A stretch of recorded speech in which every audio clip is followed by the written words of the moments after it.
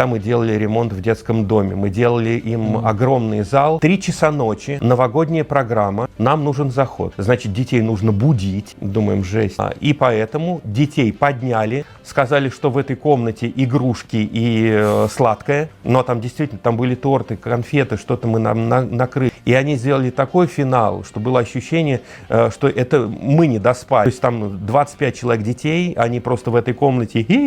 Правда, мы вышли оттуда под 6 часов утра, и мы поняли, что это состоялось, но вот перед тем, как будить детей, было ощущение, что все закончилось.